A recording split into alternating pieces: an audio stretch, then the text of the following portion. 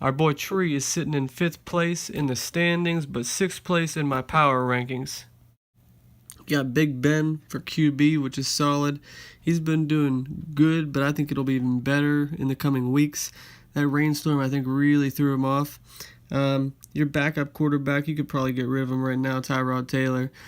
Receivers, Watkins is going to be questionable. I never really liked him anyway. He'll be questionable all year. AJ Green's going to be solid for you most weeks. Beasley's actually been a pretty nice target there for you, so right now he's definitely helping out your wide receiver ranks. Tajay Sharp, Tennessee's going to probably try to lean on him a little bit more since they got rid of Dorial Green-Beckham. So moving on to your running backs, not bad with Crowell thus far. I don't think he'll sustain that, but they're going to have to run a lot, and he's going to be the one they feed. Christine Michael, I think he's going to have a much better year than Thomas Rawls, so I think he's the one to own in Seattle. Tight end position, Gates getting a little banged up. Maybe it's his age, but I think he's going to be a huge target still for Rivers when he's healthy. And moving down to your defense, one of the best in the league, Minnesota. They've been proving it so far this year, putting in a couple of good games for you there. Going down to your bench, Moncrief is hurt currently.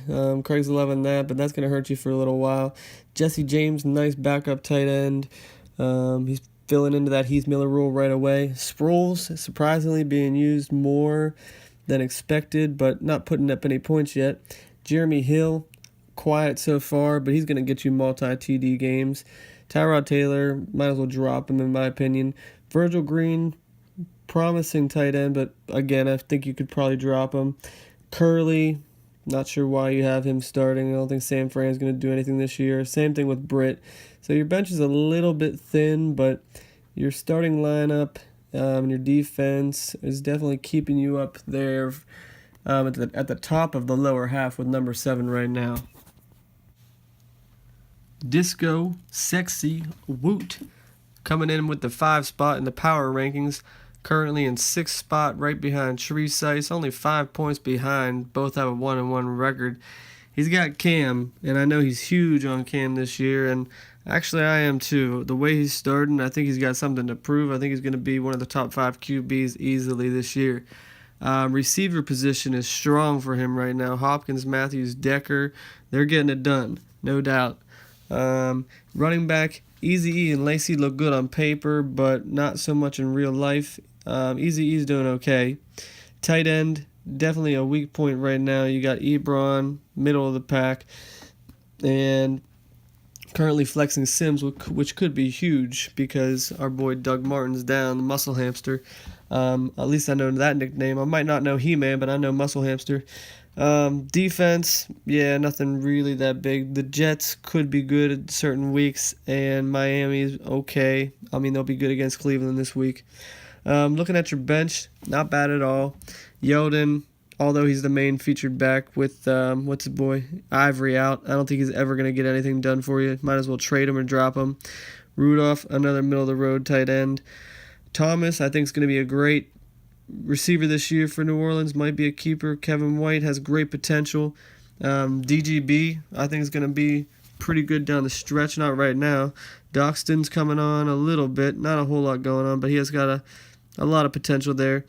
And Amendola, he's been a decent target in the red zone so far. Cutler, again, you could drop him. So your bench has got some pretty solid receivers, nice receiver depth, but kind of lacking the running back depth for sure.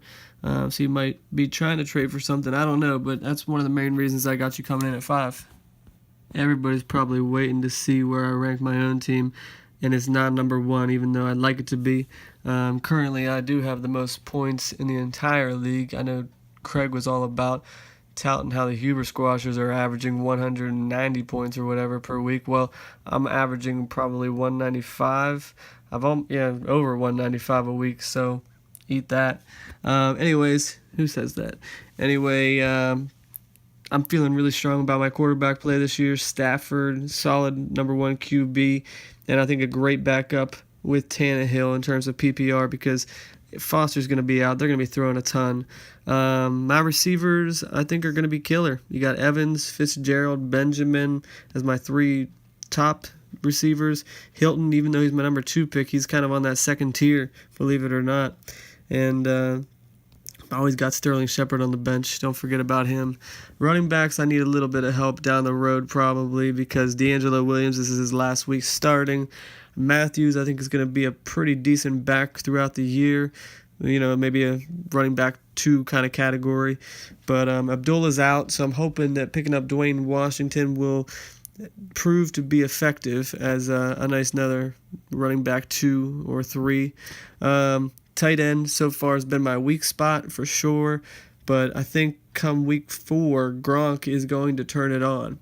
And still need to get a little bit of backup, little support there. Defense, I think Pittsburgh's going to get it done a couple weeks, especially against Cleveland. They're stopping the run big time.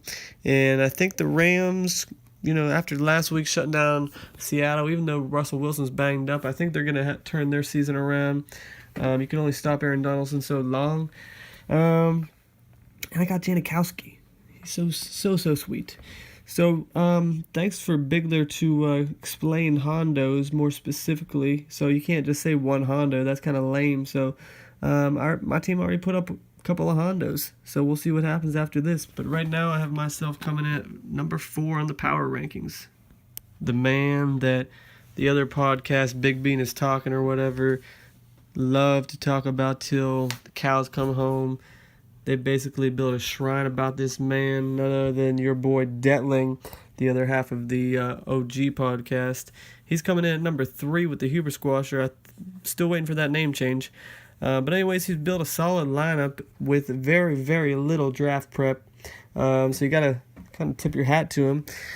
And even with some questionable picks, we'll get to that on another week. But QB play, he's got a nice starter with Kirk Cousins, and his backup is Fitzmagic, and he's good for, if Kirk goes down, he can get him 40 points a week easy. Receivers, pretty sexy. Cooper, Nelson, and Snead. And yes, I am saying sexy in case Jay Huber's listening because I know he hates it. Jimmy too. Those are starting wide receivers. Running backs, Matt Jones, nothing that I'm really too excited about. Charles, maybe if he's going to be sharing, if anything. And Gio Bernard's actually been the best part of his lineup, but hopefully you can keep him in his flex all year because that's his only value, as we know. Tight end play, gotta love that you got He-Man, as he's called apparently, and Eifert's a nice backup on the bench in case he needs him down the stretch. Defense, gotta love Seattle as your starter, even though they've done just mediocre for them. Detroit, they've been okay so far as well. Bench-wise, Jay Stewart's already hurt. I think that was one of the worst picks of the draft, not going to lie. Wheaton hasn't done anything so far. Tyler Boyd, he might be worth holding on to. Morris, hoping to hit like jackpot if Easy E goes down. Charkandrick West, another kind of flyer, hoping to get something. Kenneth Dixon and Chris Hogan, I think, are really nice backups. Dixon's going to be able to take over eventually when he gets healthy. Hogan doing okay for New England as like the WR 2 or 3. But overall, he's been kind of scary with his starting lineup. I'd like to give him a higher ranking, but his bench leaves something to be desired, especially in that wide receiver department. I mean, his backups right now are Wheaton, Boyd, and Chris Hogan. And Hogan has the most potential there, I think. So he's got to work on that bench a little bit because his bye weeks are going to be rough. And then there were 2. It all comes down to the mighty midgets and gags to riches. And I believe, instead of telling you the second place team, I'm going to go right to first for a minute and tell you that I believe that the most powerful team in this league, as it stands, has an 0-2 record and is gags to riches. Not by a lot, but it all comes down to his bench. So before I give you the rationale behind that, I will move into the second place team, the second power ranked team, and actually they are the second place team in the league right now, and that is the Mighty Midgets. And here's why. The Mighty Midgets are a force to be reckoned with, and I experienced that firsthand last week. Looking at the quarterback position, you got Aaron Rodgers, not even playing to his potential, but still getting the job done. And he's got a strong Andy Dalton on the bench who already has over 100 points in 2 games. Will that continue is hard to say. The receiver position, he's pretty strong at. He's got Allen Robinson, Demaryius Thomas, and currently he has Nelson Aguilar starting, but that's only because Corey Coleman got hurt, and he was looking amazing before he did. Running backs, he's got Latavius Murray and Matt Forte, 2 solid runners. Then he's got David Johnson in the flex, who I think is already having a great year, but he's going to have even a better year as the season goes on. Tight end, Delanie Walker. I had him last year. He performed well, and he's picking up where he left off, and he's only going to get stronger. In the defense, Carolina, one of the best. Atlanta is a backup. Not crazy about that. But his starting lineup is incredible, and it has potential to put up 200 points every week. When the buys hit, that's a different story. His bench is a little weak. Until Corey Coleman comes back, he doesn't have a lot else going on. There's a lot of hype about Devin Funchess. Hasn't really panned out yet. Jameson Crowder, he's hoping that he's going to come on strong. He's had one good game, and maybe that'll continue. Running back support, he's got Starks, who, if he gets the opportunity, he'll do well. So it all depends on Eddie Lacy. Sean Drone, nothing really going on there. Chris Johnson, nice handcuff for himself. Vance McDonald, showing some decent signs, but I don't think it's a really good, solid, dependable backup, even though he does have a couple touchdowns already. And then he got Cam Payne, as the other podcast called him. And I think that is going to be a really good pickup for him. I think that's going to be a nice, solid running back whenever he needs him during a bye week. So I am definitely fearful of this team, and unfortunately I have to play them again the last week of the season. I just hope that I'm already in the playoffs, or he has a few players get injured, because if I am on the bubble, it's going to be tough to take him down week 13. The team who is sitting currently in 11th place at 0-2, I believe firmly is the most powerful team in Tonto's demise, given their current roster. He could easily be 2-0 had he made 2 different decisions. Had he played Luck for the first week, he would have won. Had he played Denver D instead of New England D the second week, I believe that would have been enough for him to win. So he could be sitting at 2-0, which I think Craig or the other podcast mentioned. His lineup is so stacked that it's difficult to make the right call.